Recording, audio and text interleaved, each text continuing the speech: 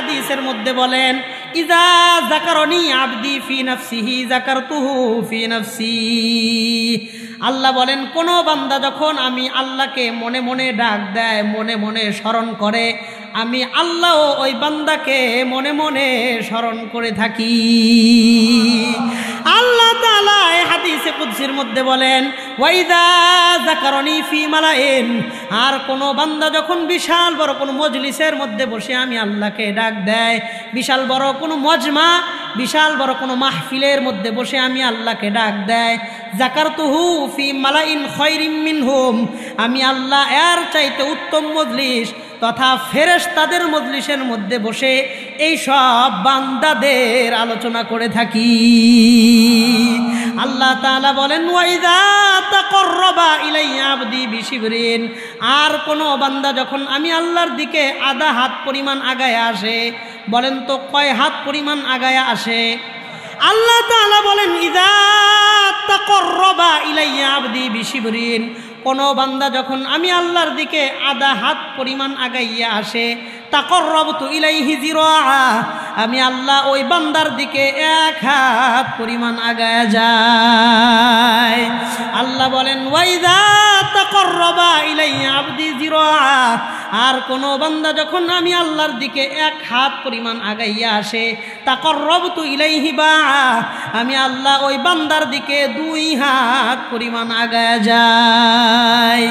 আল্লাহ তাআলা বলেন, ওয়াইদা আতানি ইয়ামশি, আর কোনো বান্দা যখন আমি আল্লাহর দিকে হাইটা হাইটা আসতে থাকে, আর কোনো বান্দা যখন আমি আল্লাহর দিকে হাইটা হাইটা আসতে থাকে, আতাইতুহু হারওয়ালাতান, আমি আল্লাহ ওই বান্দার দিকে দৌড়ায়া দৌড়ায়া যাইতে থাকি।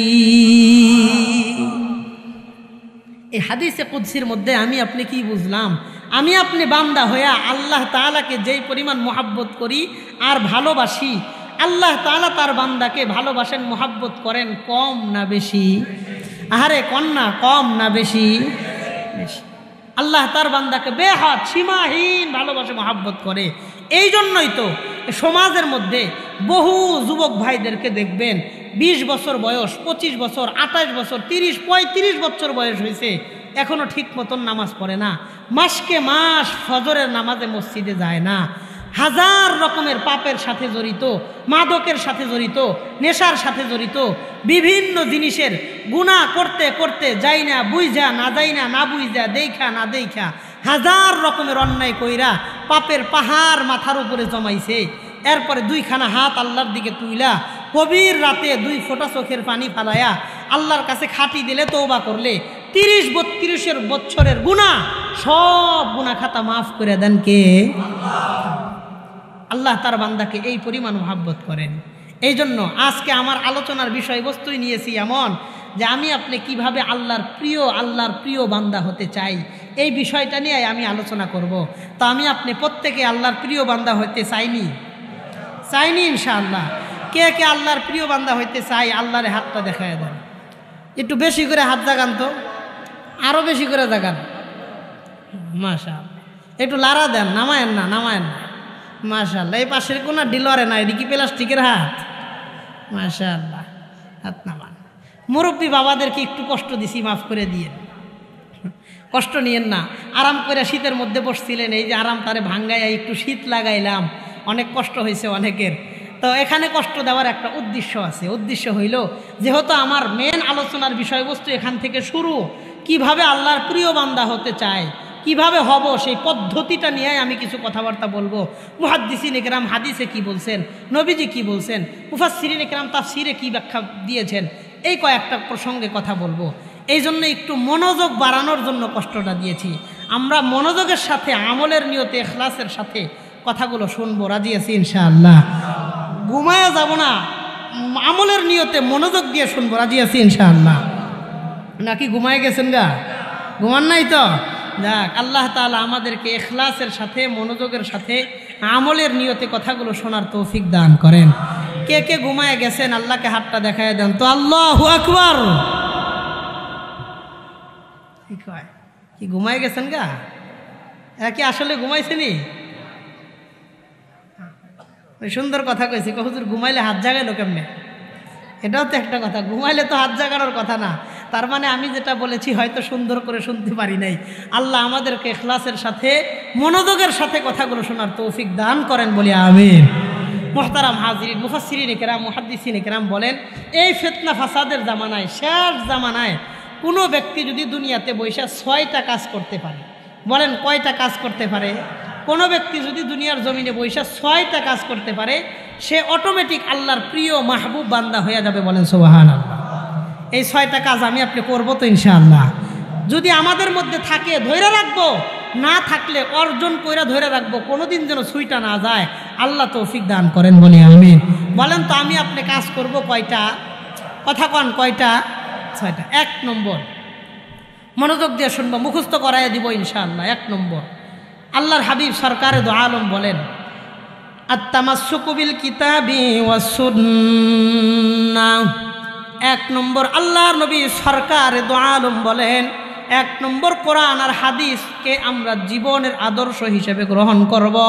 1 নম্বর, কোরআন আর সুন্নাহ অনুযায়ী জীবন পরিচালনা করব। আমার আর আপনার জীবনের প্রত্যেকটা গুরুত্বপূর্ণ সিদ্ধান্ত যেন কোরআন আর হাদিস থেকে হয়। আল্লাহর হাবিব বলেন, কোনো ব্যক্তি যতদিন পর্যন্ত কোরআন আর হাদিস ধরে রাখবে, কিয়ামত পর্যন্ত কোনো ব্যক্তি যদি কোরআন আর হাদিস ধরে রাখে, এই লোকটা কোনো দিন গোমরাহ হবে না। যতদিন পর্যন্ত কোরআন আর হাদিস ধরে রাখবে, এই লোকটা কোনোদিন গোমরাহ হবে না। আল্লাহর নবী সাল্লাল্লাহু আলাইহি ওয়াসাল্লাম বিদায় হজের ভাষণের সময় নবীজি সাল্লাল্লাহু আলাইহি ওয়াসাল্লাম জীবনে হজ করেছেন একবার।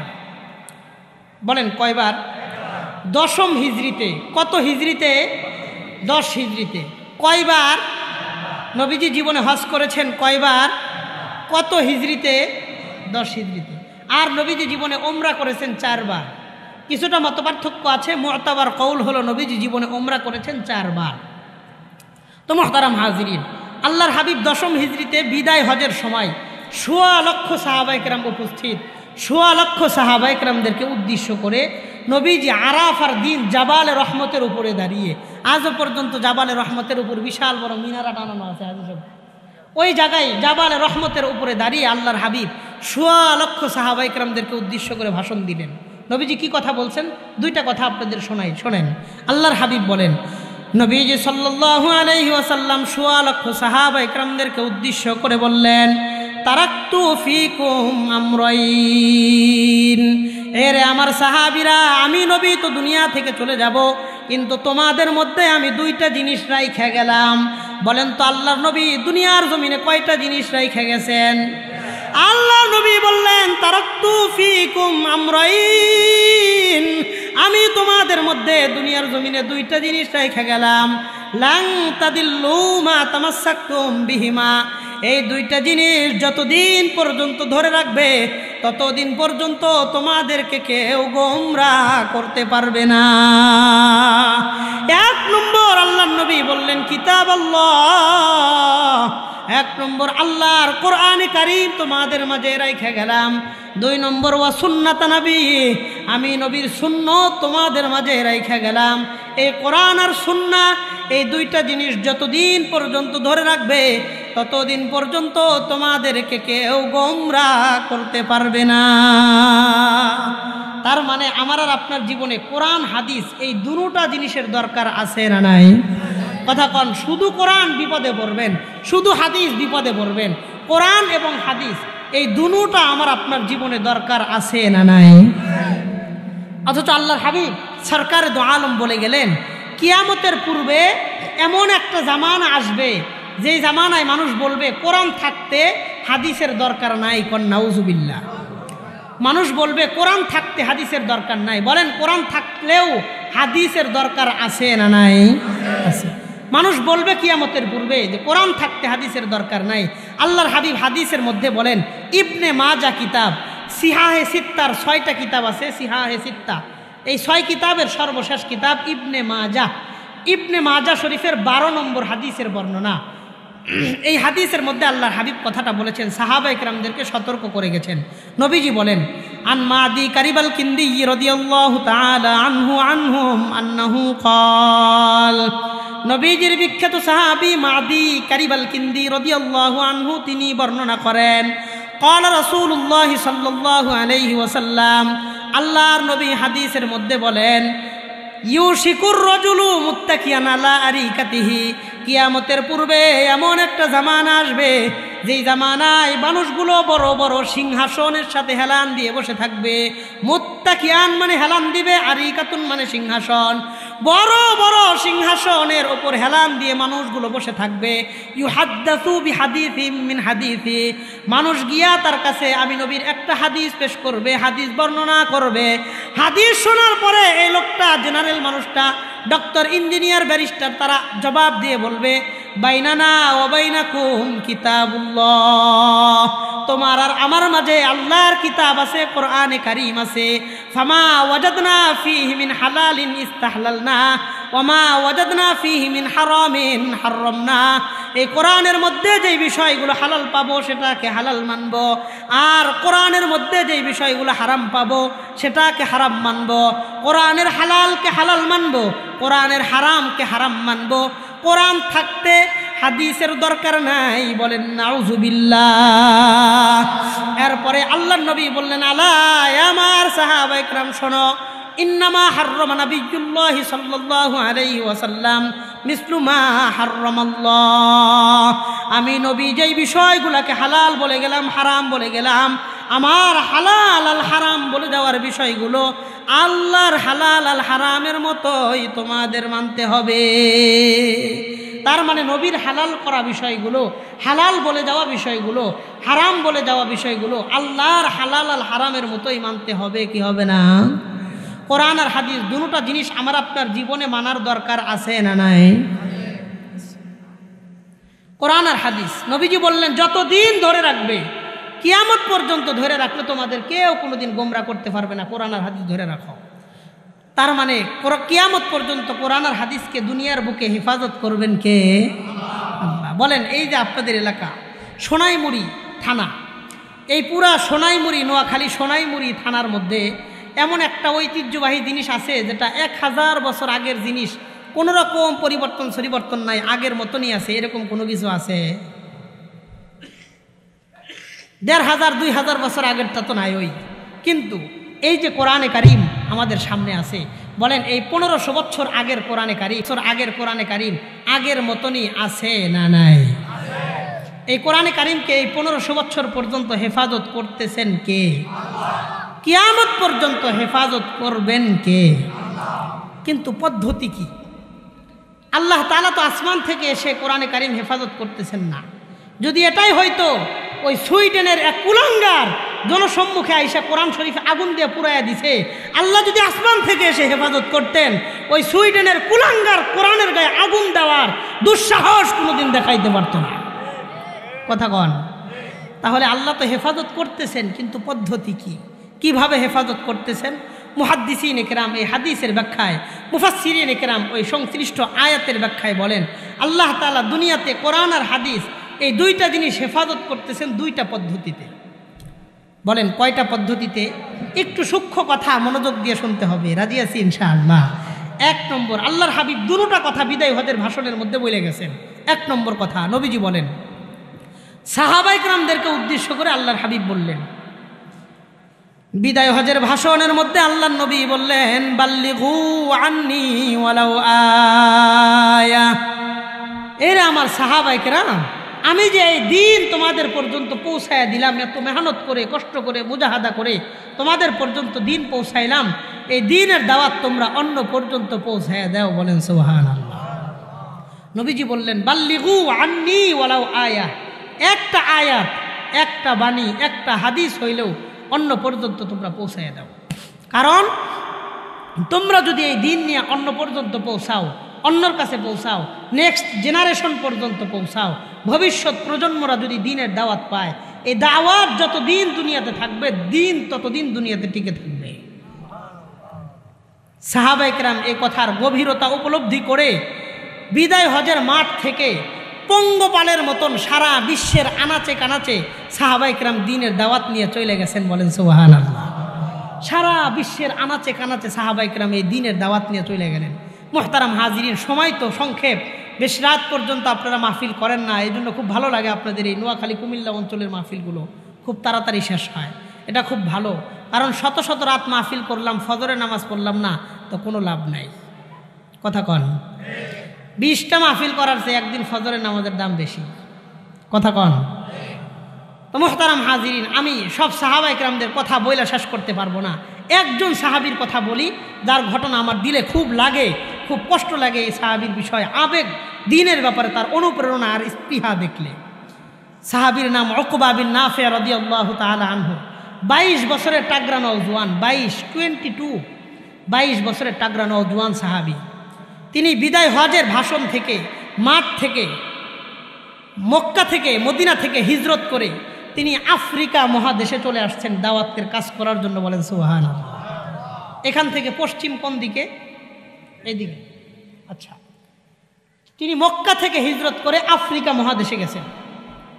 22 বছর বয়স নিয়ে গেছেন। 40 বছর আফ্রিকা মহাদেশের মধ্যে দাওয়াতের কাজ করেছেন। সুবহানাল্লাহ। কয় বছর? 40 বছর। 22 বছর বয়স নিয়ে গেছেন, 40 বছর দাওয়াত দিয়েছেন। ওনার বয়স কত? 62, 62 বছর বয়স।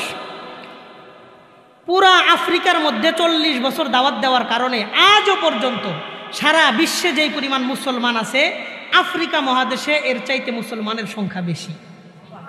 সারা বিশ্বে যেই পরিমাণ মসজিদ আছে, আফ্রিকা মহাদেশে এর চাইতে মসজিদের সংখ্যা বেশি। এমনও ছোট্ট ছোট্ট কান্ট্রি আছে, দেশ আছে, যেখানে 100% মুসলমান, 99% মুসলমান, অথচ আমাদের বাংলাদেশে মাত্র 90-92% মুসলমান। কথা ঠিক আছে?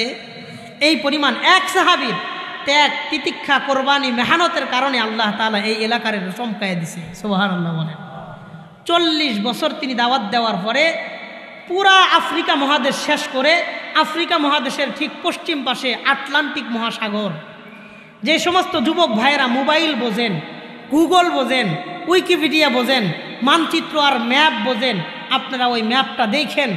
আফ্রিকা মহাদেশ, এই মহাদেশের ঠিক পশ্চিম পাশে আটলান্টিক মহাসাগর।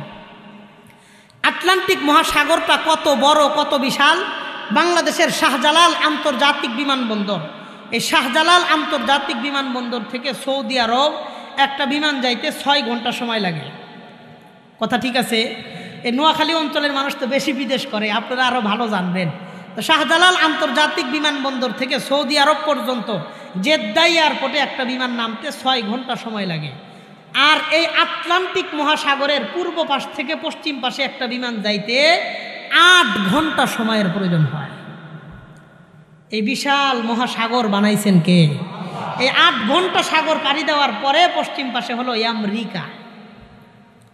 আমেরিকা, যা বাংলাদেশ থেকে সবচাইতে বেশি ডিস্টেন্স, 13 ঘন্টা লাগে ফ্লাইটে যাইতে। সময় সবচাইতে বেশি ব্যবধান হলো আমেরিকার সাথে।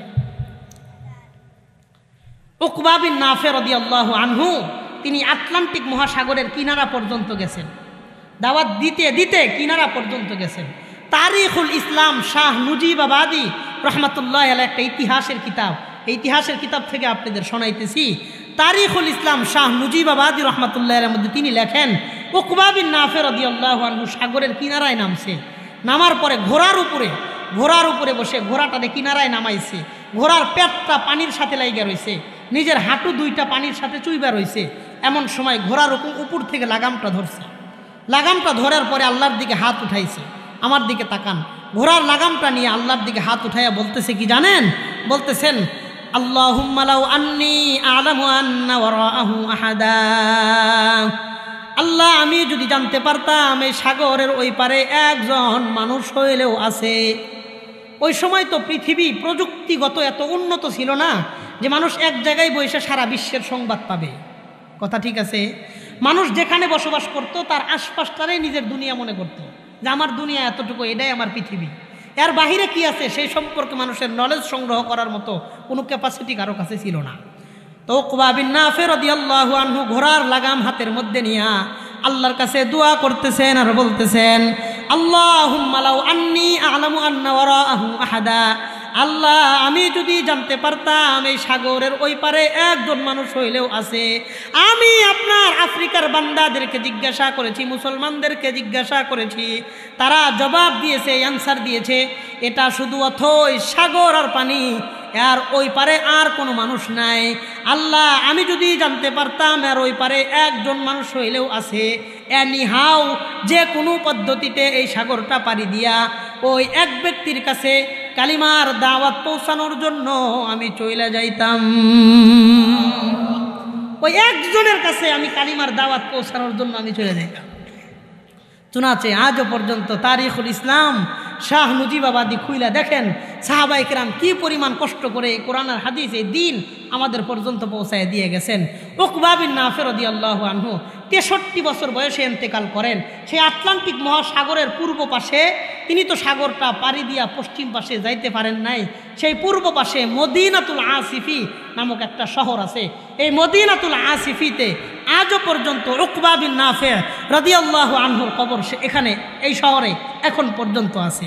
কোথায় মক্কা, কোথায় জর্ডান, এই জর্ডানের জমিনে যায় দেখেন যায়েদ বিন হারেসা, জাফরে তাইয়ার, আব্দুল্লাহ বিন রওয়াহা রাদিয়াল্লাহু তাআলা আনহুম, 3 জন সাহাবীর কবর এখন পর্যন্ত জর্ডানের জমিনে আছে।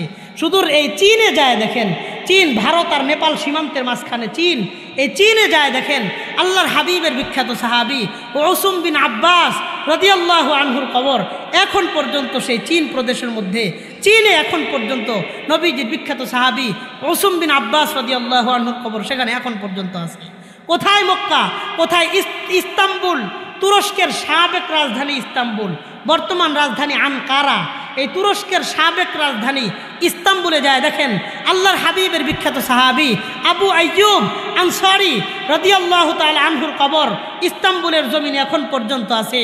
মিশরে যায় দেখেন আমর ইবনুল আস রাদিয়াল্লাহু তাআলা আনহুর কবর মিশরের জমিনে এখন পর্যন্ত আছে।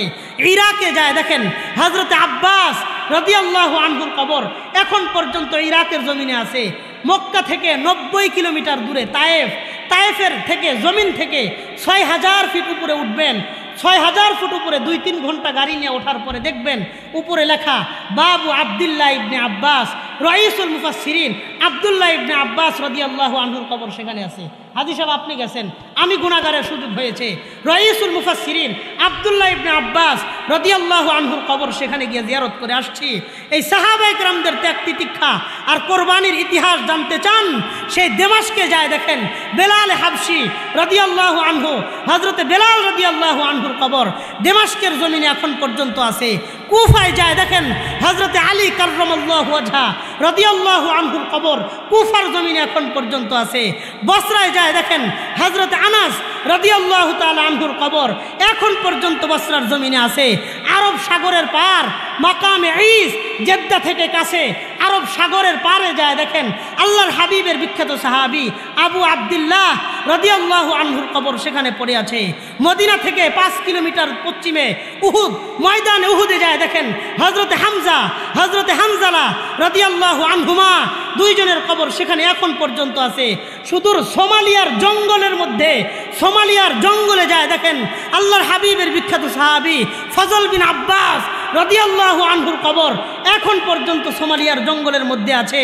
এই হাজারো কবর, লাখো ব্যক্তির পবিত্র রক্তের উপর ভর করে যে ইসলাম বাংলাদেশের এই নোয়াখালীর সোনাইমুড়ি এই থানা পর্যন্ত এসে পৌঁছেছে, খোদার কসম ওই ইসলাম বাংলাদেশে আগেও ছিল, এখনো আছে, ভবিষ্যতেও থাকবে।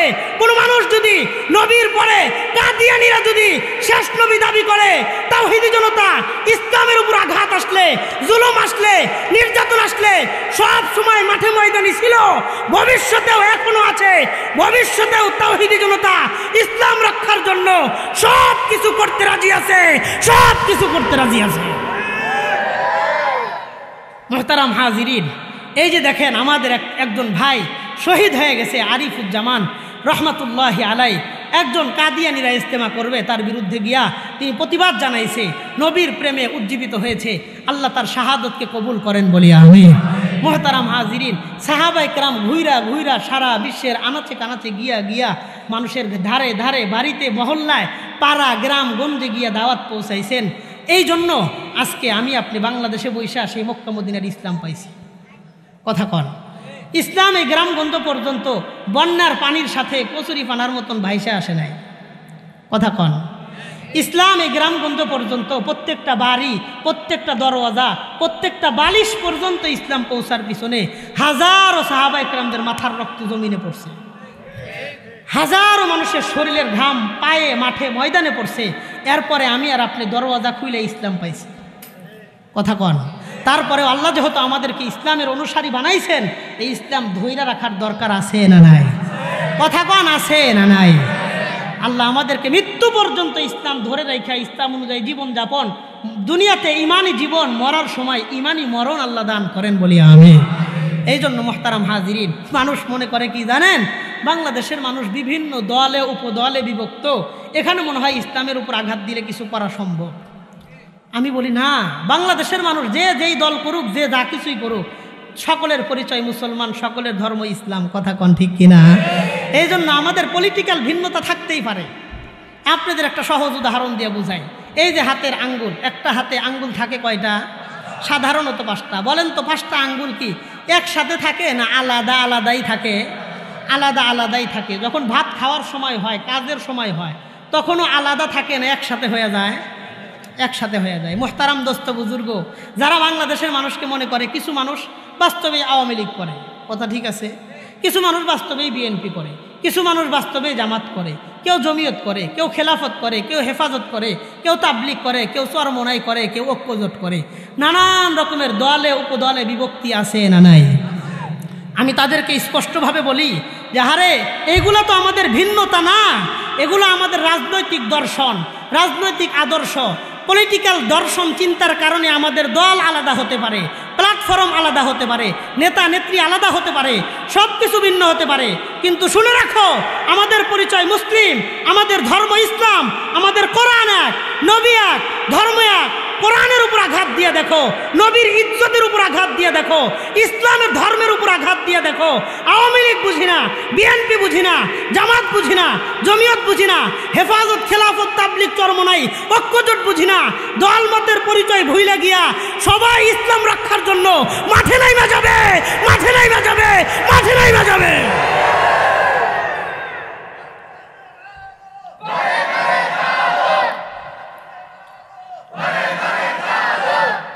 মোহতারাম হাজিরিন, আমি এই বিষয়টা আপনাদেরকে একটু ইঙ্গিত দিয়ে বইলা যাই। দেখেন, আমি আপনি যেই দল করি, যাদের সমর্থক হই, যাদের সাপোর্টার হই, কোনো অসুবিধা নাই, করেন, কিন্তু ইসলাম আমাদের প্রাণের ধর্ম, ইসলামের জন্য কাজ করার, মাঠে ময়দানে থাকার দরকার আছে না নাই? আল্লাহ আমাদেরকে এই রাজনীতির বিষয়টারে আলাদা, আর ধর্মের বিষয়ে সকলকে এক এবং নেক হয়ে কাজ করার তৌফিক দান করেন বলি আমি। এই জন্য আমরা যা কিছুই করব, ইসলামের জন্য সবাই থাকবো, ইসলাম অনুযায়ী জীবনযাপন করবো, রাজি আছি ইনশাআল্লাহ। আমি যদি বলি সমস্ত কর্মীরা যদি ধর্মের ক্ষেত্রে সবাই এক হয়ে যাইতে পারি, বাংলাদেশে চাই আওয়ামী লীগ ক্ষমতায় থাকুক, চাই বিএনপি থাকুক, যেই দলই ক্ষমতায় থাকুক না কেন, এই ইসলামের পূর্ণভূমিতে ইসলামের বিরুদ্ধে পদক্ষেপ নেওয়ার দুঃসাহস কেউ দেখাইতে পারবে না। কিন্তু আমাদের একতার দরকার আছে না নাই? আল্লাহ আমাদের সবাই ইসলামের পক্ষে কাজ করার তৌফিক দান করেন বলি আমিন। এই আমরা যা কিছুই করি ইসলামের জন্য মাঠে সবাই প্রস্তুত থাকবো তো ইনশাআল্লাহ? থাকবো তো ইনশাআল্লাহ? আমার আপনার নবীরে গালি দিলে মাঠে পাওয়া যাবে তো ইনশাআল্লাহ? আল্লাহ আমাদের সবাই ইসলামের সেই বুঝ দান করেন বলি আমিন। 1 নম্বর কথা কইলাম যে আমার আপনার জীবনের জন্য আল্লাহর হাবিব বলে গেলেন কোরআন সুন্নাহ অনুযায়ী জীবন যাপন করব। কোরআন সুন্নাহ দুনিয়াতে থাকবে কতদিন? দুনিয়া থাকবে যতদিন। কথা কন। কোরআন আর হাদিস দুনিয়াতে থাকবে কতদিন? দুনিয়াটা থাকবে যতদিন। কেমনে থাকবে? দাওয়াতের মাধ্যমে। সাহাবায়ে কেরাম এই দাওয়াত দিয়ে দিন আমাদের পর্যন্ত পৌঁছাইছেন। এই জন্য এই দিনের দাওয়াতের কাজের সাথে আমরাও মিলিত হয়ে কাজ করব, এটার দরকার আছে না নাই? 1 নম্বর কথা। 6টা কথা বলবো। 2 নম্বর কথা, এটা বেশ গুরুত্বপূর্ণ একটা কথা। আল্লাহর হাবিব সরকারে দো আলম আমাকে আপনাকে ব্যক্তিগতভাবে একটা পরামর্শ দিয়েছেন। নবীর দেওয়া পরামর্শ আমি আপনি মানবো তো ইনশাআল্লাহ? কথা কন, মানবো তো ইনশাআল্লাহ? এটাই আমার বয়ানের মেন বিষয়। 2 নম্বর পয়েন্টটা আমার মেন উদ্দেশ্য। 1 নম্বর কথা, কোরআন সুন্নাহ অনুযায়ী জীবন যাপনের চেষ্টা করব। 2 নম্বর কথা, আল্লাহর হাবিব আমাকে আপনাকে একটা পরামর্শ দিয়েছেন। কি পরামর্শ? এ আমার উম্মত, যত গুনাহগারই হও, যত খারাপই হও, যা কিছুই দুনিয়াতে করো না কেন, একটা আমল এমন ধরে রাখো যে আমলটা জীবনে কোনো দিন ছাড়বা না, যাতে আল্লাহর কাছে কিয়ামতের দিন বলতে পারো, আল্লাহ জীবনে তো কিচ্ছু করতে পারি নাই, কিন্তু এই আমলটা কোনো দিন ছাড়ি নেই।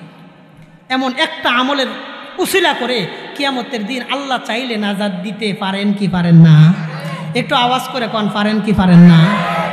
একটা আমল এমন আমল ধরবেন যে আমলটা কোনোদিন ছাড়বো না, রাজি আছি ইনশাআল্লাহ। এই আমল দিয়ে আল্লাহ আমাকে আপনাকে জান্নাতে নিয়ে যেতে পারেন। এই আমলকে উসিলা করে কিয়ামতের দিন নাজাত দিতে পারেন কে? এই জন্য মোহতারাম হাজিরিন, হেলাল ভাই আমাদের বড় ভাই, আমরা যাত্রাবাড়ি মাদ্রাসায় লেখাপড়া করেছি, আমি 8 বছর। তো উনিও যাত্রাবাড়ি মাদ্রাসায় ইফতা পড়েছেন। আমি যখন শেষ করি উনি তখন যায় যাত্রাবাড়িতে। আমি যাত্রাবাড়ি থেকে পড়ালেখা শেষ করে দারুল উলুম দেওবন্দে গিয়েছি। দারুল উলুম দেওবন্দে 2 বছর লেখাপড়া করে আবার ঢাকা লালবাগ মুফতি আমিনী রহমতুল্লাহ আলাইহির মাদ্রাসায় 1 বছর ইফতা পড়েছি। তো হেলাল ভাই আমাকে খুব মহব্বত করে এখানে দাওয়াত দিয়েছেন। এই এলাকার অন্যথায় একজন পরিচিত মানুষও আমার নাই, একজন মানুষও পূর্ব পরিচিত নাই। হ্যাঁ, আমার দারুল উলুম দেওবন্দের এক সাথী, ওনার বাড়িও সোনাইমুড়ি, আমরা দেওবন্দে একসাথে ছিলাম, এক রুমে ছিলাম। তো আমি এখানে আসতেছি দেখে সোনাইমুড়ি থেকে আমার এখানে আসছে। তো যেটা বলা উদ্দেশ্য যে খুব মহাব্বত করে খুব কষ্ট শরীর নিয়ে, অসুস্থ শরীর নিয়ে আসছি। আগামীকালকে আমার প্রোগ্রাম হলো সুনামগঞ্জ। তো নোয়াখালী থেকে এখান থেকে যাইতে হবে কুমিল্লা, কুমিল্লা থেকে বিবাড়িয়া, বিবাড়িয়া থেকে সেই সুনামগঞ্জ। 2টা প্রোগ্রাম, বাদ মাগরিব একটা, শেষে একটা। তো বোঝাই যাইতেছি যেহেতু বাদ মাগরিব সুনামগঞ্জ থাকতে হবে, গাজীপুর ফিরে দেওয়ার সুযোগ নাই, এখান থেকেই সিলেটের দিকে যাইতে হবে। তো একটা লম্বা পথ, বাংলাদেশের এই মাথা আর সেই মাথা। তো এত লম্বা জার্নি করেও আমি অসুস্থ শরীর নিয়ে তার কাছে ওজোর পেশ করি নাই, আমি আসছি। আমি আপনাদের হয়তো কারো ছোট, কারো ছেলের বয়সের, কারো নাতির বয়সের, কারো সমবয়সী, কারো ছোট, কারো সমবয়সী, কারো বড়। তো যে যেই লেভেল থেকে আসেন, আমি আপনাদের খুব মহাব্বত করে 3টা আমলের কথা বলবো, যার দ্বারা যেটা সহজ হয়, সম্ভব হয়, পসিবল হয়। ওই 3টার মধ্য থেকে একটা আমল ধরে রাখবো, কোনো দিন ছাড়বো না ইনশাআল্লাহ। রাজি আছি ইনশাআল্লাহ? কোনো দিন 3টা আমল খুব সহজ সিম্পল কিছু কথা বলবো 3টার মধ্যে, যার দ্বারা যেটা সহজ হয়, সম্ভব হয়, 3টার যে কোনো একটা ধরে রাখবো, কোনো দিন ছাড়বো না ইনশাআল্লাহ। রাজি আছি ইনশাআল্লাহ? কথা কন, রাজি আছি ইনশাআল্লাহ? এই যে আপনাদের বদরপুর এলাকার নাম তো বদরপুর। এই বদরপুর এলাকার মধ্যে সবাই কম বেশি সবাই ব্যস্ত মানুষ। কেউ ক্ষেত খামারে কাজ করে, কেউ রাস্তাঘাটে কাজ করে, কেউ দোকানপাটে কাজ করে, কেউ সরকারি চাকরি করে, কেউ বেসরকারি যে কোনো শিক্ষা প্রতিষ্ঠানে চাকরি করে, কেউ রাজমিস্ত্রি, কেউ কাঠমিস্ত্রি, কেউ রং মিস্ত্রি, কেউ অটো চালায়, কেউ ভ্যান চালায়, কেউ সিএনজি চালায়, কেউ বিদেশ বাড়িতে কাজ করে। নানান রকমের শ্রেণী পেশার মানুষ এই সমাজের মধ্যে আছে না নাই? তো সব মানুষ ব্যস্ততার সঙ্গ দিতে গিয়া, ব্যস্ততা নিয়ে পইরা থাইকা 5 ওয়াক্ত নামাজ হয়তো মসজিদে এসে পড়তে পারে না, কিন্তু জুমার দিনে কম বেশি সবাই মসজিদে আসে কিনা, সবাই চেষ্টা করে কিনা? আপনার এলাকায় পড়েন অথবা আপনি সামনের ওই বাজারে পড়েন, সোনাইমুড়িতে পড়েন, কুমিল্লা ক্যান্টনমেন্ট, বিশ্ব রোড, যেখানেই জুমা পড়েন, কম বেশি জুমার নামাজটা সবাই পড়ার চেষ্টা করে। কথা ঠিক আছে? জুমার দিনে দেখবেন আমার আপনার সামনে দিয়া, যেখানেই জুমা পড়েন, ছোট্ট একটা দান বাক্স আমার আপনার সামনে দিয়ে যায়। কথা ঠিক আছে? নামাজের আগে ছোট্ট একটা দান বাক্স যায়। আমি আপনাদের কাছে অনুরোধ করে বলে যাই, আজকে থেকে একটা নিয়ত রাখেন, যেখানেই জুমা পড়বেন, প্রত্যেক জুমায় 7 দিনে মাত্র একবার, প্রত্যেক জুমার ওই দান বাক্সর মধ্যে 10 টাকা হইলেও দান করবো ইনশাআল্লাহ। রাজি আছি ইনশাআল্লাহ? 10 টাকা করে দান করলে মাসে মাত্র 40 টাকা। মাসে মাত্র কয় টাকা? 40 টাকা। 20 টাকা করে দান করলে এক মাসে মাত্র 80 টাকা। এটা অনেক বেশি না? বর্তমান তুলনায় অনেক কম। আর 20 টাকার কি হাইসিয়ত আছে? বর্তমান এই বজরা বাজারে যায়া সব চাইতে একটা নর্মাল হোটেলে ঢুইকা সকালে নাস্তা কইরেন, এখন আর সকালবেলার নাস্তা 20 টাকায় হয় না। কথা কন, আপনাদের এলাকায় হয়? কমপক্ষে 35-40 টাকা লাগে, তারপরে গিয়ে সকালের নাস্তা হয়। তো 20 টাকার মূল্য এখন এমন পর্যায়ে চলে গেছে, এই জন্য কমপক্ষে 10 টাকা হলেও মসজিদের দান বাক্সে দান করবো ইনশাআল্লাহ। রাজি আছি ইনশাআল্লাহ? আল্লাহ আমাদের সবাইরে তৌফিক দান করেন। কি ফায়দা এটার? আমি আপনাকে আমার নিজের একটা কথা শোনাই। আমি এই কথাটা, এই আমলের ব্যাপারে শুনেছিলাম যাত্রাবাড়ি মাদ্রাসার মুহাদ্দিস মাওলানা আব্দুল মান্নান হাফিজাহুল্লাহ হুজুর আজ থেকে 8 বছর আগে বলেছিলেন যে আমি যেখানেই জুমা পড়ি এবং পড়াই, প্রত্যেক মসজিদে হুজুরে 100 টাকা দান করেন। কত? তখন তো তিনি ওস্তাদ ছিলেন, আমি স্টুডেন্ট ছিলাম, ছাত্র ছিলাম, আমার সেই পরিমাণ শক্তি, সামর্থ্য, অ্যাবিলিটি ছিল না। আমি তখন থেকে নিয়ত করি, আমি যেখানেই জুমা পড়ি অথবা পড়াই, প্রত্যেক জুমায় আমি 50 টাকা করে দান করি। কত? 50 টাকা করে দান করার চেষ্টা করি। 50 টাকা। হ্যাঁ, কোনো সপ্তাহে যদি পকেটে খুচরা টাকা নাই, 500-1000, তো এটা বাদ থাকুক, আগামী জুমায় কাজা করি, কিন্তু 1 মাসেরটা কোনোদিন আর 1 মাসে নেই না। এই সপ্তাহ পারি নাই, আগামী সপ্তাহ শেষ, এই সপ্তাহে ক্লিয়ার হবে। নিয়মিত ধারাবাহিক আমলের ফজিলত আছে। কি ফজিলত? আল্লাহ নবী বলেন, এই হাদিসটা শোনানোর উদ্দেশ্য, নবীজি বলেন, ইন্না আহাব্বাল আমালি ইলাল্লাহি মা দামা ওয়া ইন কাল্লা, আল্লাহর কাছে ওই আমলটা সবচাইতে বেশি প্রিয় যে আমলটা বান্দা নিয়মিত করতে থাকে, যদিও আমলটা হয় ছোট। ওই আমলটাই আল্লাহর কাছে সবচাইতে বেশি প্রিয় যে আমলটা বান্দা নিয়মিত নিয়মিত নিয়মিত করতেছে, যদিও আমলটা ছোট হোক, এই ছোট আমলটাই আল্লাহর কাছে সবচাইতে বেশি প্রিয়। বলেন সুবহানাল্লাহ। একটা উদাহরণ দিয়ে বিষয়টা একটু ক্লিয়ার করি। আমি 5 বছর যাবৎ বয়ানের জগতে, বয়ানের মাঠে মাহফিল করি 5 বছর যাবৎ। 3 বছর যাবৎ আমি মাহফিল করি কিশোরগঞ্জ করিমগঞ্জ থানা সাতারপুর এলাকায় একটা মাহফিল করি 3 বছর যাবৎ।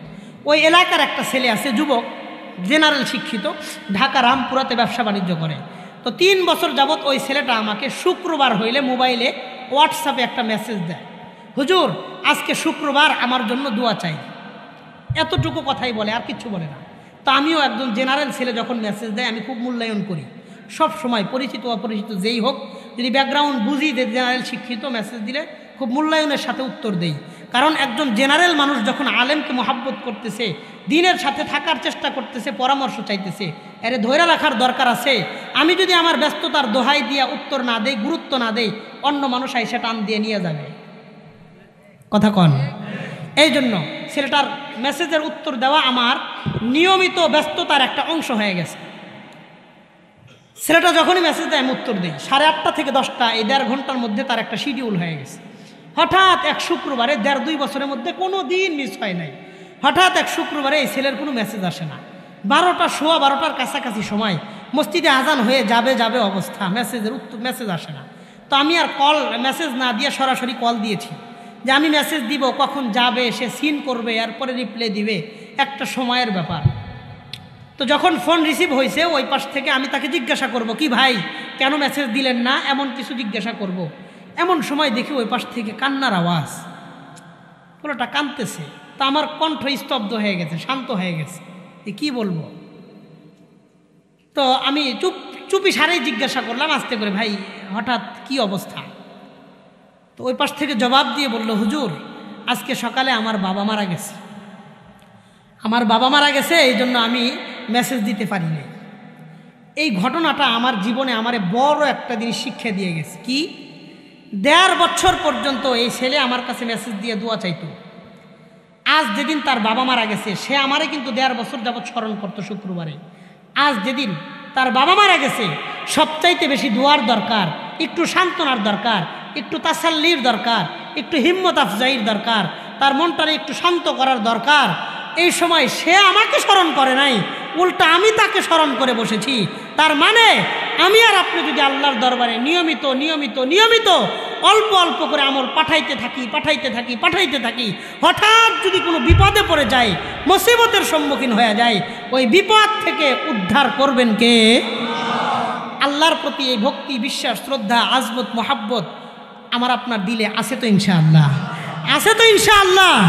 এই জন্য মুহতারাম হাজিরিন, যেখানেই জুমা পড়ব, এই বদরপুর স্কুল মসজিদে জুমা পড়েন, তারপরে বজরা বাজারে গিয়ে পড়েন, সোনাইমুড়ি থানায় গিয়ে নামাজ পড়েন, নোয়াখালী কেন্দ্রীয় মসজিদে পড়েন, মার্কাজ মসজিদে পড়েন, বড় মসজিদে পড়েন, জামে মসজিদ পড়েন, রেল স্টেশন মসজিদে পড়েন, যেখানেই জুমার নামাজ পড়ব 10 টাকা হইলেও দান করবো ইনশাআল্লাহ।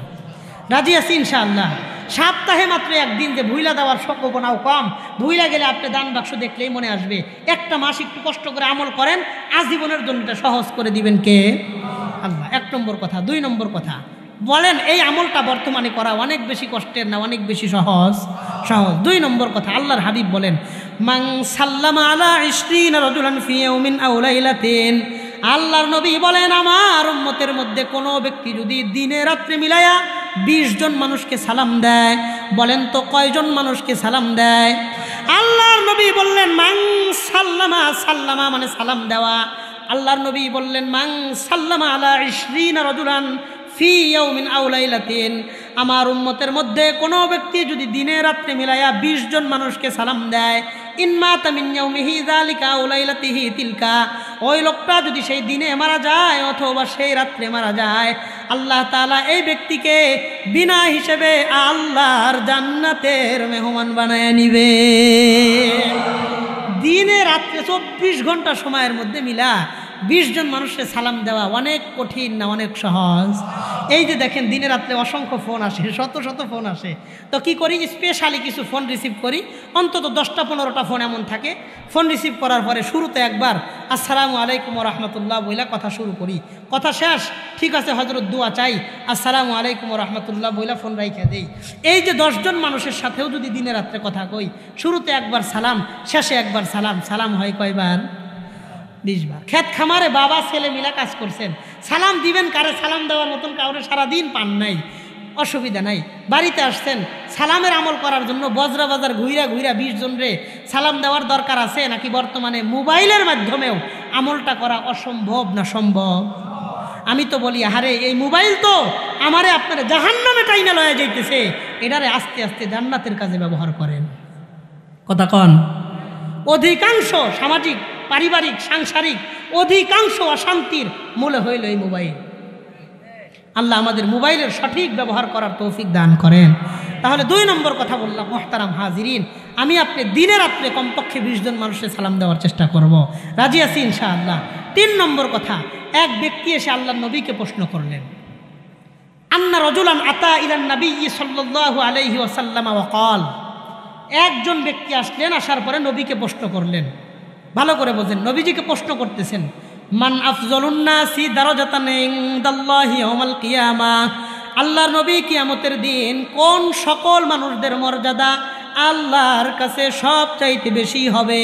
বলেন তো আমি আপনি আমাদের প্রত্যেকেই আল্লাহর কাছে সবচাইতে বেশি মর্যাদা হোক, এটা চাই কি চাই না? আল্লাহর নবীকে যখন প্রশ্ন করা হইল মান আফজলুন নাসি দারাজাতান ইনদাল্লাহি ইয়াউমাল কিয়ামাহ, আল্লাহর নবী কিয়ামতের দিন কোন সকল মানুষদের মর্যাদা আল্লাহর কাছে সবচেয়ে বেশি হবে? আল্লাহর নবী জবাব দিয়ে বললেন, আয-যাকিরুনা লিল্লাহি ওয়াজ-যাকিরাত, দুনিয়ার জমিনে যে সমস্ত মানুষ বেশি বেশি আল্লাহর জিকির করবে, ওই জিকিরকারী পুরুষ আর ওই জিকিরকারী মহিলাদের মর্যাদা কিয়ামতের দিন আল্লাহর কাছে সবচেয়ে বেশি হবে। এই জন্য দুনিয়াতে সময় পাইলেই 2 মিনিট হইলেও, দিনে রাত্রে 2-3 মিনিট, এই 5 মিনিট হইলেও আল্লাহর জিকির করবো, রাজি আছি ইনশাআল্লাহ। জিকিরের সুবিধার্থে আমি আপনাদের একটা কথা বলি, জিকিরের সুবিধার্থে গুরুত্বের জন্য আমি আপনি প্রত্যেকে আমার আপনার পকেটে একটা তাসবিহ রাখবো ইনশাআল্লাহ। একটা দিনই যত খেদমত আছে আল্লাহ খেদমতগুলোরে কবুল আর মঞ্জুর করে নেন। একটা তসবিহ আমার আপনার হাতে রাখবেন। এই তসবিহ দিয়া জিকির করলে সব বেশি এমন না, তসবিহ দিয়া জিকির করলে যে সব, হাতে গুইনা জিকির করলে একই সব, কিন্তু তসবিহটা রাখবেন কেন? জিকিরের গুরুত্বের জন্য, সওয়াবের জন্য না, সওয়াবের আশায় না। সওয়াবের আশায় তসবিহ কিনলে বেদাত হবে, এই জন্য সওয়াবের আশায়, গুরুত্বের জন্য। বলেন সওয়াবের জন্য না গুরুত্বের জন্য? গুরুত্বের জন্য। তসবিহ থাকলে জিকিরের গুরুত্ব বাড়ে। ঠিক আছে সভাপতি সাহেব? হাজি সাহেব, আল্লাহ আমাদের সবাই বারবার হজ করার তৌফিক দান করেন।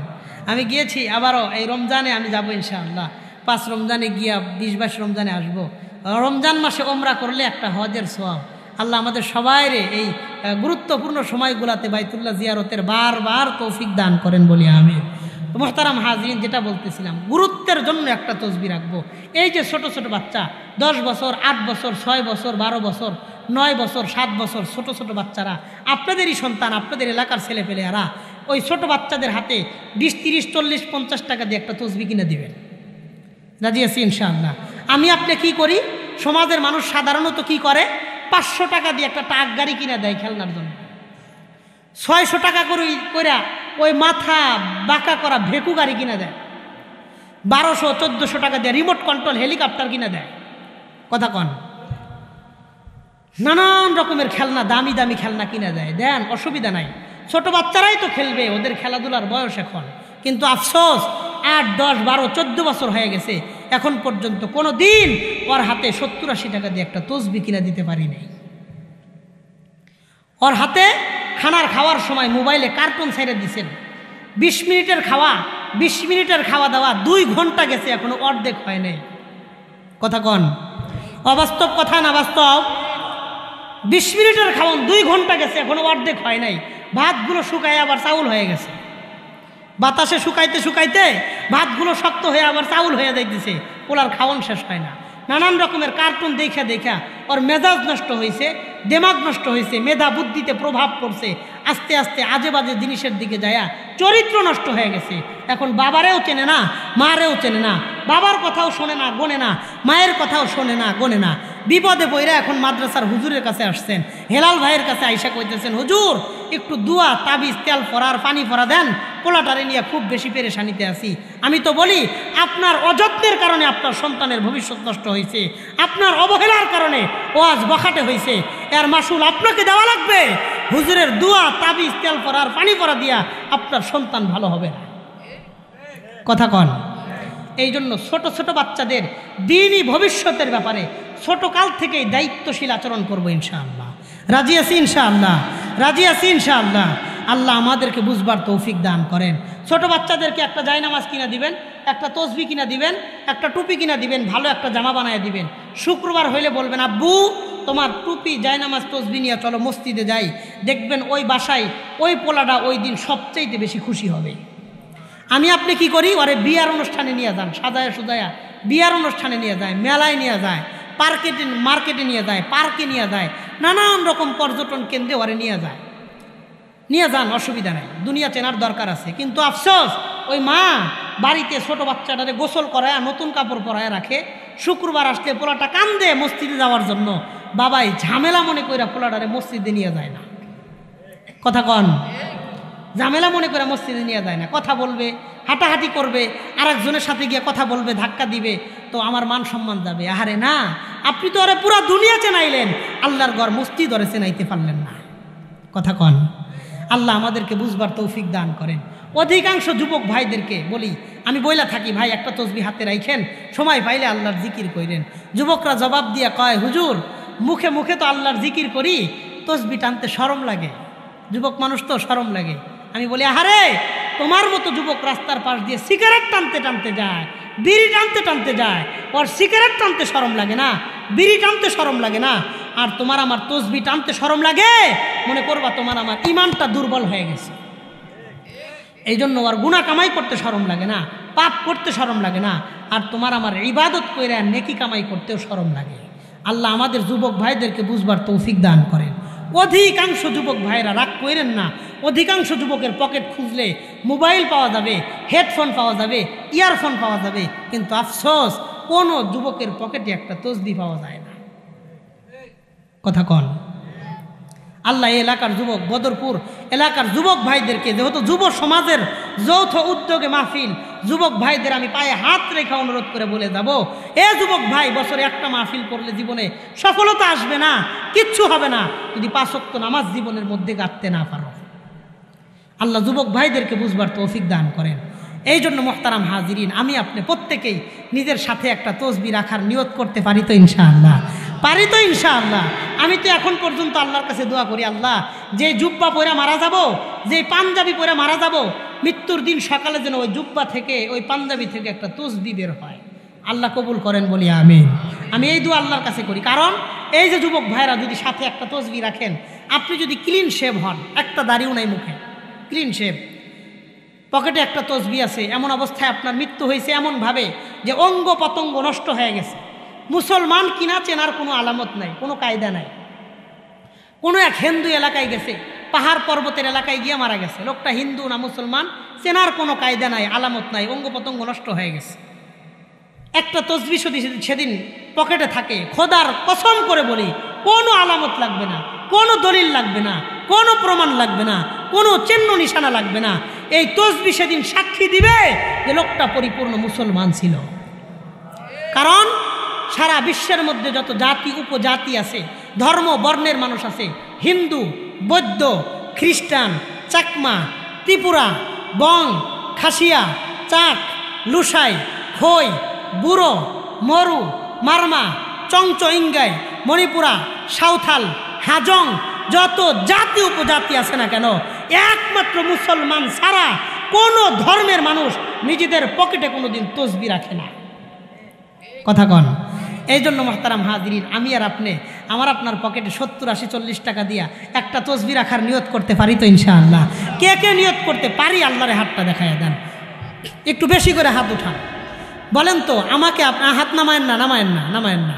বলেন তো আমাকে আপনাকে যতটুকু টাকা পয়সা ধন দৌড়ি অর্থ করি যতটুকুই দিছেন, সামর্থ্য যতটুকুই আছে দিছেন কে? কথা কন, দিছেন কে? 40-50 টাকা দিয়ে একটা তসবি কিনা পকেটে রাখার সামর্থ্য আল্লাহ দেন নাই? কথা কন, দেন নাই? এই যুবক ভাইয়েরা একটা তসবি পকেটে রাখবো তো ইনশাআল্লাহ? মুরব্বী বাবারা রাখবেন তো ইনশাআল্লাহ? এই যে বিশাল বড় মজমার মধ্যে যদি 20 জন যুবক ভাই যদি তসবি কেনে, 20 জন মুরব্বী বাবা যদি তসবি কেনে, 40 জন, আর এলাকার মা বোনদের মধ্যে 10 জন মা বোনও যদি তসবি কেনে, মা বোনদেরকে অনুরোধ করে বলবো, আপনার স্বামী থাকলে স্বামীকে বলবেন যে আপনি আমার জন্য একটা তসবি নিয়ে আসবেন। বড় বড় মসজিদের সামনে দেখবেন ছোট ছোট কিছু দোকান পাওয়া যায়, খুব বেশি কিছু মালপত্র সেখানে নাই। আতর, মেসওয়াক, টুপি, জায়নামাজ, সুরমা, হিজাব, এই অল্প কিছু জিনিস সেখানে পাওয়া যায়। কথা ঠিক আছে? মা বোনদেরকে বলবো, আপনার স্বামীকে বলবেন যে ওইখান থেকে আমার জন্য একটা তসবি নিয়ে আইসেন। বাড়িতে পোলা থাকলে, ছেলে থাকলে ছেলেকে বলবেন, এই তুই আমার লিগে অজ্ঞা তসবি নিয়ে আইবি। ঠিক আছে কথা? 10 জন মা বোনও যদি তসবি কেনে, 20 জন যুবক, 20 জন মুরব্বী বাবা, এই 50 জন মানুষও যদি তসবি কেনে, আমি মনে করব এই বদরপুর এলাকাবাসী ও যুব সমাজের মাহফিলটা একটা সফল মাহফিল হয়েছে। কথা কন? 20-30টা মাহফিল শুনছেন, বক্তা কি বলছে আমার মনে নাই, আমি কি শুনছি আমারও জানা নাই। এরকম 1000 মাহফিল শুনলে, 100 মাহফিল শুনলেও জীবনে কোনো লাভ হবে না। অল্প মাহফিল শোনেন, 1-2টা আমল নেন, নিজের ব্যক্তি জীবন, পারিবারিক জীবন, সাংসারিক জীবন, সামাজিক জীবনে 1-2টা করে আমল ফিট করেন। 10টা মাহফিল থেকে 10টা আমল নিয়ে নিজের জীবনে, নিজের সংসারের মধ্যে সংযুক্ত করেন। 10টা আমল পরিবারে নেন, দেখবেন আস্তে আস্তে সমাজের চেহারা পরিবর্তন হয়ে যাবে ইনশাআল্লাহ। ইনশাআল্লাহ বলে ইনশাআল্লাহ। এই জন্য মুহতারাম হাজিরিন, আমি আপনাদের এই অসুস্থ শরীর নিয়ে একটা অনুরোধ করব, একটা তসবি আমি আপনি কিনবো তো ইনশাআল্লাহ? আপনাদের মনে থাকবে তো ইনশাআল্লাহ? মনে থাকবে তো ইনশাআল্লাহ? আমি আপনাদের কাছে এতটুকু আশা করতে পারি তো ইনশাআল্লাহ? কোনো দিন যদি আমি এই এলাকায় আসি, অথবা আপনারা কেউ আমার কোনো মাহফিলে থাকেন, ওই দিন একটা তসবি হাতে নিয়ে হাত জাগাবো ইনশাআল্লাহ। রাজি আছি ইনশাআল্লাহ? রাজি আছি তো ইনশাআল্লাহ? আল্লাহ আমাদের তৌফিক দান করেন, বলি আমিন। তাহলে 3টা কথা বললাম। 3 নম্বর কথা, মুহতারাম হাজিরিন, নবীজি সাল্লাল্লাহু আলাইহি ওয়াসাল্লাম বললেন, আল মাইয়াতু মা'আস সিদ্দিকিন ওয়াস সাদিকিন, সত্যবাদী মানুষদের সাথে ওঠা বসা বেশি করবা। আমি আপনি আল্লাহর প্রিয় বান্দা হইতে চাইলে ভালো মানুষদের সাথে ওঠা বসা বেশি করবা, নবীজি বললেন। মনে করেন এই এলাকার মধ্যে কিছু ভালো মানুষও আছে, কিছু খারাপ মানুষও আছে। সব এলাকার মধ্যে কম বেশি ভালো খারাপ মানুষ মিলাইয়া আছে না নাই? এলাকার মধ্যে সবচেয়ে খারাপ মানুষটা একদিন হেলাল ভাইয়ের কাছে আসছে, আপনাদের ইমাম খতিব সাহেবের কাছে আসছে। খতিব সাহেবের কাছে একজন খারাপ মানুষ আসছে একটা বিষয়ে কথা বলার জন্য, পেরেশানিতে পড়ছে। যত মানুষ যতই খারাপ হোক, যখন খুব বেশি পেরেশানিতে পড়ে তখন হুজুরের কাছে আগে যায়। কথা ঠিক আছে? খারাপ মানুষটা হুজুরের কাছে আগে দৌড়ায় যায়। তো খারাপ মানুষটা একদিন হুজুরের কাছে আসছে। আসার পরে কোনো দিন সে নামাজ পড়েও না, রোজাও রাখে না, সবাই জানে এই লোকটা হুজুরের কাছে আসছে। এমন সময় মুয়াজ্জিন সাহেব মাইকে আজান দিছে, আল্লাহু আকবার, আল্লাহু আকবার বলে আজান দিছে। আমি শেষ করে দিব খুব দ্রুত ইনশাআল্লাহ, কারণ আপনারা 11টার পরে মাহফিল চালান না, এটা আমি জানি। তো মুয়াজ্জিন সাহেব যখন আজান দিছে, বলেন ওই খারাপ মানুষটা হুজুরের কাছে থাকার কারণে ওই খারাপ মানুষটার নামাজ পড়া লাগে কি লাগে না? লাগে। তার মানে একজন আলেমের কাছে আসলে, ভালো মানুষের কাছে আসলে দিন মানা, ইবাদত করা সহজ করে দেন কে? এই জন্যই তো আল্লাহ কোরআনে কারীম সূরা তাওবার 119 নম্বর আয়াতে আল্লাহ বলিয়ে দিয়েছেন, ইয়া আইয়ুহাল্লাযীনা আমানুত্তাকুল্লাহ, ঈমানদার আল্লাহকে ভয় করো, ওয়াকুনু মা'আস সাদিকিন, এবং সত্যবাদী মানুষদের সাথে চলাফেরা বেশি করো। সত্যবাদী মানুষ, আলেম মানুষ, মাদ্রাসার হুজুরদেরকে, মাদ্রাসার মুহতামিম সাহেবকে, মসজিদের খতিব সাহেব, ইমাম সাহেব, মসজিদের মুয়াজ্জিন সাহেব, খাদেম সাহেব, এই ভালো মানুষদের সাথে, মুরব্বিয়ানে কেরাম সাহেবদের সাথে আন্তরিকতার সম্পর্ক রাখেন, ভালোবাসার সম্পর্ক রাখেন, মায়া মোহাব্বতের সম্পর্ক রাখেন। দিন মানা সহজ করে দিবেন কে? আপনারা বলেন, আজ পর্যন্ত কোনো মানুষ একজন মানুষকে জুব্বা পাগড়ি পইরা সিনেমা হলে যাইতে দেখছেন? আজ পর্যন্ত কোনো মানুষে তসবি হাতে নিয়ে জিকির করতে করতে সিনেমা হলে যাইতে দেখছেন? তার মানে আপনি যখন মাথায় টুপি নেবেন, মাথায় পাগড়ি নেবেন, মুখে দাড়ি রাখবেন, গায়ে জুব্বা নেবেন, হাতে তসবি রাখবেন, অটোমেটিকলি গুনাহ থেকে হেফাজত করবেন কে? আর ভালো মানুষের কাছে আসলে, ভালো মানুষদের কাছে বসলে, আসলে, পরামর্শ করলে, আন্তরিকতার সম্পর্ক রাখলে দিন মানা সহজ করে দিবেন কে? এই জন্য 3 নম্বর কথা, আল মাইয়াতু মা'আস সিদ্দিকিন ওয়াস সাদিকিন, ভালো মানুষদের সাথে সুসম্পর্ক রাখবেন। 4 নম্বর কথা, আল্লাহ নবী বললেন ইন্নাল ঈমান লা ইয়াখলুতু কামা ইয়াখলুতুস সাউব। আল্লাহর হাবিব বলেন তোমাদের গায়ের কাপড় যেমন ময়লা হয়, বলেন তো আমি একটা কাপড় 3-4 দিন পরলে কাপড়টা ময়লা হবে কি হবে না? একটা কাপড় 3-4 দিন পরলে কাপড়টা ময়লা হবে। তো আল্লাহর নবী বললেন তোমাদের গায়ের কাপড় যেমন ময়লা হয়, তোমাদের অন্তরের ঈমানটাও পুরাতন এবং ময়লাযুক্ত হয়ে যায়। সাহাবায়ে কেরাম প্রশ্ন করলেন আল্লাহর নবী, কাপড় যদি ময়লা হয় পরিষ্কারের সিস্টেম তো জানা আছে, কাপড় যদি ময়লা হয় সাবান দিয়া ধুইলে পরিষ্কার, পাউডার দিয়া ভিজায় রাখা আধা ঘন্টা 1 ঘন্টা পরে ধুইলে পরিষ্কার। ওয়া কাইফা নুজাদ্দিদু ঈমানানা ইয়া রাসূলুল্লাহ, কিন্তু আল্লাহর নবী আমরা আমাদের ঈমানটারে কিভাবে নবায়ন করব, কিভাবে পরিষ্কার করব? আল্লাহর হাবিব জবাব দিয়ে বললেন আকসিরু মিন কওলি লা ইলাহা ইল্লাল্লাহ ইউজাদ্দিদুল্লাহু ঈমানাকুম ফি কুলুবিকুম, তোমরা বেশি বেশি লা ইলাহা ইল্লাল্লাহ, লা ইলাহা ইল্লাল্লাহ এই জিকিরটা বেশি বেশি করবা। ইউজাদ্দিদুল্লাহু ঈমানাকুম ফি কুলুবিকুম, তোমাদের অন্তরের ঈমানকে নবায়ন করে দিবেন কে? এই জন্য ঈমানদার সময় পাইলে বেশি বেশি লা ইলাহা ইল্লাল্লাহ, লা ইলাহা মানে কোনো মাবুদ নাই, ইল্লাল্লাহ বলেন না কে ছাড়া। সময় পাইলে একটু লা ইলাহা ইল্লাল্লাহর জিকির করবেন। আল্লাহর হাবিব 4 নম্বর কথা বললেন বেশি বেশি লা ইলাহা ইল্লাল্লাহ জিকির করবা, অন্তরের ময়লাকে দূর করে দিবেন কে? এই জন্য বলেন এখান থেকে মনে করেন বজরা বাজার আপনার দোকান, আপনি বাসা থেকে দোকানে যাইবেন দোকান খোলার জন্য, এই যাওয়ার পথে কোনো কাজ আছে? দোকানটা বন্ধ করে বাসায় আসতেছেন, এই আসার পথে কোনো কাজ আছে? আমি আপনি বাসের জ্যামে বৈশা থাকি, সিএনজির জ্যামে বৈশা থাকি, অটোতে জ্যামে বৈশা রয়েছি, এই অটো সিএনজি জ্যামের মধ্যে যে বৈশা রয়েছি, এই জ্যামের মধ্যে কোনো কাজ থাকলেও করতে পারি না, ফিরি একটা সময়। এই আসা যাওয়ার পথে জ্যামের সময়টা চাইলে আমি আপনি আল্লাহর জিকির করতে পারি কিনা? মা বোনদেরকে বলবো এই যে তরকারি করতেছেন, পেঁয়াজ ছিলাইতেছেন, রসুন ছিলাইতেছেন, আপনার হাতের কাজ আছে, চোখের কাজ আছে, জবানের জিহ্বার কোনো কাজ নাই। কথা কন। ভাত রাঁধতেছেন, জাল দিতেছেন, চুলার মধ্যে ভাত বসাইছেন, 10-15 মিনিট সময় লাগবে, এখানেই বৈশায় আপনি শুধু লাকড়ি দিতেছেন, কোনো কাজ নাই। এই 10 মিনিট সময় দিয়ে বৈশা রয়েছেন, দিনে 3বার 2বার ভাত রাঁধলেও 10 মিনিট 10 মিনিট 20 মিনিট 15 আধা ঘন্টা, এই আধা ঘন্টার মধ্যে 10 মিনিট চাইলেও আল্লাহর জিকির করতে পারি কিনা? এই ফ্রি সময়টারে মা বোনদেরকে আল্লাহর জিকিরে ব্যয় করার তৌফিক দান করেন বলি আমিন। তো 4 নম্বর কথা বললাম, সময় পাইলে লা ইলাহা ইল্লাল্লাহ, লা ইলাহা ইল্লাল্লাহ এই জিকিরটা বেশি বেশি করব। 5 নম্বর কথা, আল্লাহর হাবিব সরকার দু আলম বললেন আল মুদাওয়ামাতু আলা সিওয়াক, বেশি বেশি মেসওয়াক করবেন, মেসওয়াকের উপর আমল করবেন। আল্লাহর নবী বললেন ইন্না লিস সিওয়াকি 70 দারাজা, মেসওয়াকের 70টা ফজিলত আছে। বলেন তো কয়টা ফজিলত আছে? আল্লাহর নবী বললেন ইন্না লিস সিওয়াকি 70 দারাজা, মেসওয়াকের 70টা ফজিলত আছে। আদনাহু মাউতুহু আলা কালিমাতি লা ইলাহা ইল্লাল্লাহ, যেই লোকটা বেশি বেশি মেসওয়াক করবে মৃত্যুর সময় এই লোকটাকে আল্লাহ তাআলা ঈমানি মৃত্যু দান করে দিবেন। এই জন্য মেসওয়াকের উপর আমল করার দরকার আছে না নাই?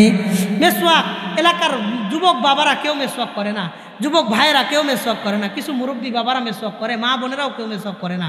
অথচ ফতুয়ায়ে স্বামী সবচাইতে বড় ফতুয়ার কিতাব আল্লামা ইবনু আবিদিন রহমাতুল্লাহি আলাইহি তিনি বলেন ইন্না সিওয়াকা সুন্নাতুন লিন নিসাই ওয়ার রিজাল, মেসওয়াকটা মা বোনদের জন্য সুন্নত, পুরুষদের জন্য সুন্নত। এজন্য আমরা প্রত্যেকেই মেসওয়াকের উপর আমল করব, আল্লাহ তৌফিক দান করেন বলি আমিন। 6 নম্বর কথা, সর্বশেষ কথা, আল্লাহর হাবিব বললেন আল মুদাওয়ামাতু আলা দুআ, বেশি বেশি আল্লাহর কাছে দোয়া করবেন যে আল্লাহ আপনি আমাদেরকে ঈমান দিয়েছেন, দুনিয়াতে ঈমানি জীবন, মরার সময় ঈমানি মরণ দান করিয়েন। সবাই বলি আমিন। তো দুনিয়াতে ঈমানি জীবন, মরার সময় ঈমানি মরণ চাই কে কে? আল্লাহরে হাতটা দেখায় দেন। সর্বশেষ কথা, হাত নামায়েন না, বলেন আমি আপনি প্রত্যেকেই দুনিয়ার জীবনটা ঈমানি জীবন, মরার সময় ঈমানি মরণ চাই কি চাই না? আল্লাহ আমাদের সবাই রে ইমানি জীবন ইমানি মরণ দান করিয়েন, বলি আমিন। আল্লাহ আজকে তাদের সামনে অল্প সময়ের জন্য বসলাম, আমরা সবাই যেন জান্নাতুল ফেরদাউসে একই সাথে বসতে পারি। আল্লাহ সেইভাবে দুনিয়াতে চলবার চালাবার তৌফিক দান করে দেন। হাত নামান। ইউসুফ আলাইহিস সালাম একজন নবী। আল্লাহ তাআলা কোরআনে কারিমে তার নামে একটা সূরাও দিয়েছেন, সূরাত ইউসুফ। সূরা ইউসুফের 101 নম্বর আয়াতে আল্লাহ একটা কথা উল্লেখ করেছেন। কি সেই কথা? ইউসুফ নবী যখনই আল্লাহর কাছে হাত উঠাইতেন, দোয়া করতেন, দুইটা দোয়া করতেন। কথা কন, কয়টা দোয়া? কি দোয়া করতেন? একজন নবী হয়ে দেখেন আজীব ধরনের দোয়া করতেন। তিনি বলতেন, তাওয়াফানি মুসলিমান ওয়ালহিকনি বিসসালিহিন। আল্লাহ আমারে আপনি মুসলমান অবস্থায় ওয়াফাত দিয়েন। তাওয়াফানি মুসলিমা, মুসলমান অবস্থায় ওয়াফাত দিয়েন। ওয়ালহিকনি বিসসালিহিন, মরার পরে সালেহীন ভালো মানুষদের সাথে হাসর নাসর করেন। আল্লাহু আকবার। একজন নবী হয়ে আল্লাহর কাছে বলতেন, আল্লাহ মুসলমান অবস্থায় মৃত্যু দিয়েন, ভালো মানুষদের সাথে হাসর নাসর করেন। আলেম ওলামা ইকরাম ভালো বুঝবেন, একজন মানুষ বর্তমানে শত চেষ্টা করলেও তাবেঈ হইতে পারবে না। একজন তাবেঈ হাজার চেষ্টা করলেও তাবেঈ হইতে পারবে না। একজন তাবেঈ লাখো চেষ্টা করলেও সাহাবী হইতে পারবে না। একজন সাহাবী কোটি চেষ্টা করলেও নবী হইতে পারবে না। তো একজন নবী আর সাধারণ মানুষের মধ্যে আসমান জমিনের তফাৎ পার্থক্য আছে না নাই? তো একজন নবী হয়ে আল্লাহর কাছে দোয়া করতেন, আল্লাহ মুসলমান অবস্থায় মৃত্যু দিয়েন, ভালো মানুষদের সাথে হাসর নাসর করেন। নবী যদি এই দোয়া করে থাকেন, আমার আপনার জীবনে এই দোয়ার গুরুত্ব আছে না নাই? এই জন্য মুহতারাম হাজিরিন, 6টা কথা বলেছি, ভালো করে শুনি। 6টা কথা বললাম। 1 নম্বর আল্লাহর নবী বললেন, 1 নম্বর কোরআন সুন্নাহ অনুযায়ী জীবনযাপন করব। আত্মামাসসুকু বিল কিতাবি ওয়াস সুন্নাহ, কোরআন সুন্নাহ অনুযায়ী জীবনযাপন করব। 2 নম্বর কথা, এমন একটা আমল ধরে রাখবো যে আমলটা কোনো দিন ছাড়বো না। 3টা আমলের কথা বলেছি, যেখানে জুমার নামাজ পড়বো অল্প করেও দান করব। 2 নম্বর কথা বলেছি, দিনে রাত্রে কমপক্ষে 20 জন মানুষকে সালাম দেওয়ার চেষ্টা করব। 3 নম্বর, একটা হাতে তসবিহ রাখবো, সময় পাইলে জিকির করব কার? 3 নম্বর, ভালো মানুষদের সাথে, আলেমদের সাথে, ইমামদের সাথে, মুয়াজ্জিন খতিব সাহেবদের সাথে আন্তরিকতার সম্পর্ক রাখবো, সুসম্পর্ক রাখবো, মায়া ভালোবাসা মোহাব্বতের সম্পর্ক রাখবো। 4 নম্বর কথা, বেশি বেশি লা ইলাহা ইল্লাল্লাহ, লা ইলাহা ইল্লাল্লাহ জিকিরটা বেশি বেশি করব। 5 নম্বর কথা, একটা মেসওয়াক রাখবো, সময় পাইলে মেসওয়াকের উপর আমলের চেষ্টা করব। 6 নম্বর কথা, যখনই আল্লাহর কাছে হাত উঠাবো, আল্লাহর কাছে বলবো, আল্লাহ আপনি আমাদেরকে ঈমান দিয়েছেন, দুনিয়ার জীবনে ঈমানি জীবন, মরার সময় ঈমানি মরণ দান করিয়েন, বলি আমিন। যে কথাগুলো বললাম, আল্লাহ তাআলা সবার আগে আমি গুনাহগারকে আমল করার তৌফিক দান করেন। এরপরে আল্লাহ তাআলা আমাদের সবাইকে ভালো এবং আমলি কথাগুলোর উপরে আমলে বাস্তবায়ন করার তৌফিক দান করেন। হাদা ওয়া আখিরু দাওয়ানা আলহামদুলিল্লাহি রাব্বিল আলামিন।